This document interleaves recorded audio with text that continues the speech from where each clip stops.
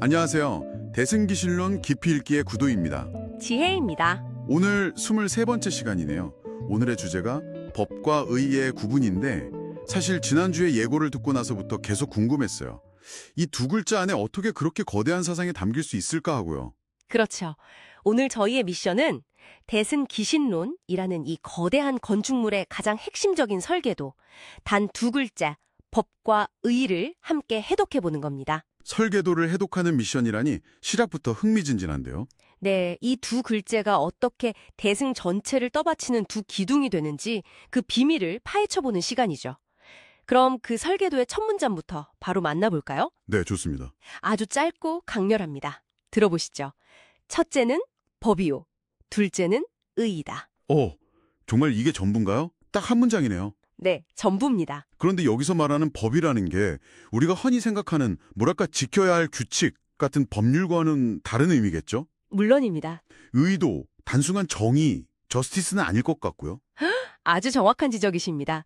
여기서의 법, 즉 다름화는 규칙이 아니라 모든 것의 근본 실체, 대승의 바탕 그 자체를 의미합니다. 아, 근본 실체요? 네, 그리고 대승기실론에서는 그 실체가 바로 우리 마음, 우리말로 하면 한마음이라고 선언하거든요. 우리 마음이요? 네, 그리고 의는 바로 그 마음이라는 본체가 가진 위대하고 구체적인 속성들을 뜻합니다. 아, 그러니까 법은 본체, 의는 그 본체의 특징이라는 말씀이시군요. 그럼 이 짧은 한 문장이 왜 그렇게 중요한 건가요? 전체 흐름에서 지금 우리가 어디쯤 와 있는지 짚어주시면 좋을 것 같아요. 네. 지난 시간까지 마명보살이 이 논설을 쓴 이유를 설명하면서 앞으로 대승의 가르침을 딱 두 가지로 나누어 설명하겠다고 예고했잖아요. 네, 맞아요. 오늘은 바로 그 두 가지의 이름, 법과 의를 처음으로 공개하는, 뭐랄까 전체 구조를 발표하는 프레젠테이션 첫 장과 같습니다. 아, 청사진을 제시하는 단계군요. 맞습니다. 앞으로 펼쳐질 모든 복잡하고 깊은 논의가 전부 이 법과 의라는 두 개의 큰 줄기에서 뻗어나가게 되는 거죠. 알겠습니다. 그럼 본격적으로 그 철학적 해석의 세계로 한번 들어가 보죠. 자, 첫 구절. 첫째는 법이요부터 살펴보겠습니다. 원효선님은 이 법이 무엇인지에 대해 단 하나의 의심도 남기지 않으십니다. 바로 중생심, 즉 중생의 마음이라고 명확하게 못 박으셨어요. 부처님의 마음이나 어떤 초월적인 신의 마음이 아니라요? 바로 지금 희로애락을 느끼는 우리 같은 평범한 중생의 마음이 근본이라는 건가요? 바로 그겁니다. 이건 정말 파격적인데요. 맞습니다. 바로 그 점이 대승불교의 위대한 전환이죠. 그리고 이 마음은 모든 것을 다 품고 있다고 설명합니다. 원효스님은 이 마음이 세간법과 출세간법을 모두 포섭한다고 하셨습니다. 세간법, 출세간법. 한자어라 좀 어렵게 들리는데요. 쉽게 풀어주실 수 있나요? 네.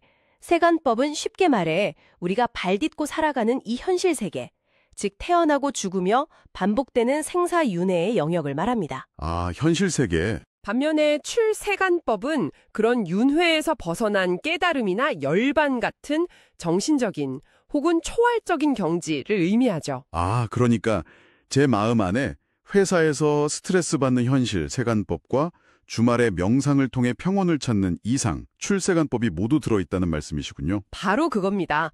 우리 마음이 이 둘을 모두 포함하고 있다는 건 결국 우리의 일상과 수행이 결코 동떨어져 있지 않다는 아주 중요한 의미를 담고 있습니다. 세속을 떠나야만 깨달음이 있는 게 아니라는 거군요. 그렇죠.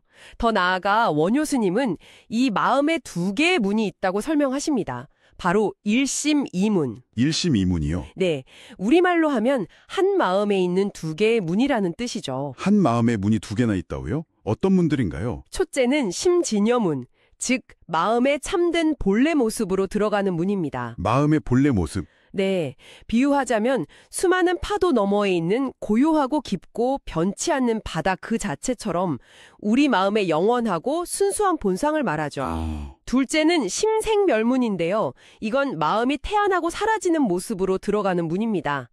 무명, 그러니까 진리를 모르는 근본적인 어둠 때문에 우리 마음속에서 온갖 생각과 감정이 파도처럼 끊임없이 일어났다 사라지는 역동적인 측면을 의미합니다. 그 비유를 들으니 마치 날씨 같네요.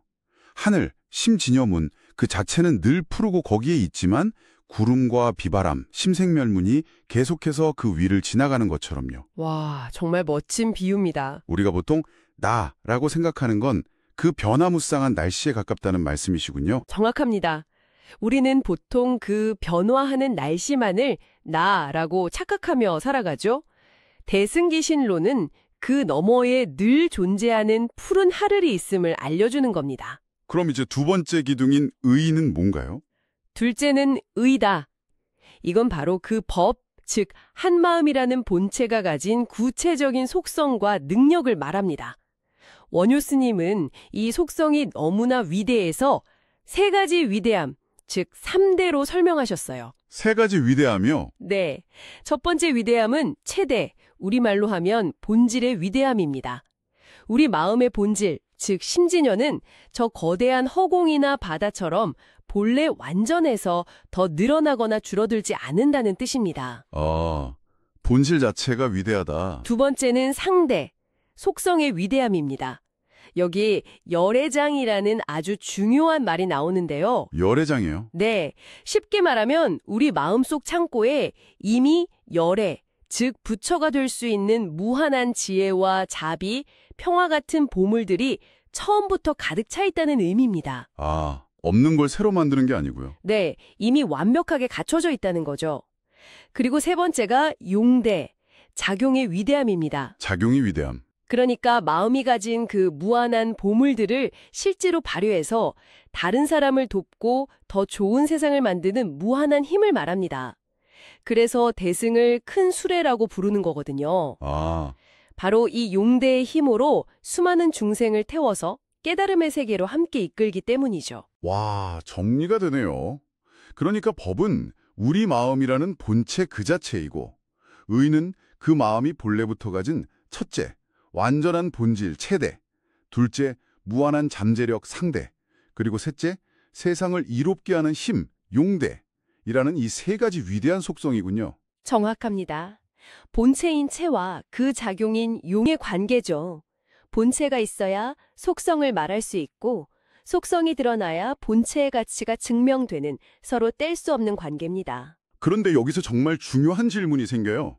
방금 우리 마음속 창고에 이미 무한한 보물이 가득 차 있다고 하셨잖아요. 네. 그런데 왜 우리는 대부분 그 보물을 꺼내 쓰지 못하고 마치 빈 창고를 가진 사람처럼 불안해하고 괴로워하며 사는 걸까요?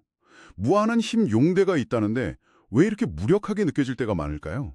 바로 그 지점이 대승기신론 전체를 관통하는 핵심 질문입니다. 정말 좋은 질문을 해주셨어요. 그런가요? 네. 답은 아까 잠시 언급했던 무명, 즉 밝지 않음, 그 어둠 때문입니다. 무명. 비유하자면 창고에 보물이 가득한데 창고가 너무 어두워서 보물이 보이지도 않고 심지어 창고 열쇠를 어디에 뒀는지조차 잊어버린 상태인 거죠. 열쇠를 잃어버린 상태라니 정말 와닿는 비유네요. 그래서 수행이란 밖에서 새로운 보물을 구해와 창고에 채우는 행위가 아닙니다. 그게 아니군요. 네. 이미 내 안에 있는 창고에 불을 밝히고 잃어버렸다고 생각했던 열쇠를 찾는 방법을 배우는 과정이죠. 그렇군요. 이 법과 의의 구분을 아는 것이 우리 삶이나 수행에 구체적으로는 어떤 도움을 줄 수 있을까요? 지금 해주신 질문과 연결해서 세 가지로 적용해 볼 수 있습니다. 첫째, 문제의 근본을 내 안에서 찾게 됩니다. 내 안에서요? 네. 예를 들어 직장에서 정말 감당하기 힘든 프로젝트를 맡았다고 생각해 보세요. 보통은 나는 능력이 부족해, 상사가 날 싫어해 이렇게 밖에서 원인을 찾잖아요. 그렇죠. 저만 해도 그런데요. 이건 우리를 무력하게 만들죠. 하지만 이 가르침을 적용하면 관점이 완전히 바뀝니다. 이 문제를 해결할 근본적인 힘이 이미 내 마음 안에 갖춰져 있다라고 믿는 것이 바로 이 가르침의 시작이거든요. 문제의 본질을 외부가 아니라 내 마음으로 가져오는 거군요. 맞습니다. 이것만으로도 엄청난 주도권을 갖게 됩니다. 둘째는 일상과 수행을 통합하게 됩니다. 내 마음이 세속적인 일 세간법과 깨달음의 길 출세간법을 모두 품고 있다는 걸 이해하면 더 이상 주말에 절에 가야만 수행이라는 분리주의에서 벗어날 수 있습니다. 그 힘든 프로젝트 자체가 수행이 될 수도 있겠네요. 바로 그겁니다. 그 과정 자체가 내 안의 지혜와 자비를 꺼내 쓰는 훌륭한 수행의 장이 되는 거죠. 마지막으로 자신감을 갖고 나아갈 수 있습니다. 이건 뭐 맹목적인 긍정이 아니에요. 네네. 내 안에 이미 완전한 본질, 체대, 무한한 공덕, 상대, 남을 도울 힘, 용대가 모두 갖춰져 있다는 논리적이고 철학적인 믿음에서 나오는 자신감이죠. 수행이 고통스러운 과정이 아니라 내 안의 보물을 꺼내 쓰는 즐거운 과정이 될 수 있다는 겁니다. 설명을 들으니 정말 큰 관점의 전환이라는 생각이 드네요. 그래도 여전히 조금 추상적으로 느껴지기도 하는데 이 법과 의의 관계를 한눈에 보여줄 만한 더 쉬운 비유가 있을까요? 아주 좋은 비유가 있습니다. 씨앗과 나무의 관계로 보면 아주 명확해집니다. 씨앗과 나무요? 네. 여기서 법은 바로 씨앗, 그 자체입니다. 모든 가능성을 품고 있는 근본 실체죠. 아, 씨앗이 법이군요. 네. 그리고 의는 그 씨앗이 드러내는 세 가지 위대한 특성들, 3대입니다. 먼저 체대는 씨앗의 DNA가 그 자체로 완전하다는 겁니다. 사과 씨앗의 DNA는 처음부터 부족하거나 넘치지 않는 완벽한 본질을 갖고 있죠. 네.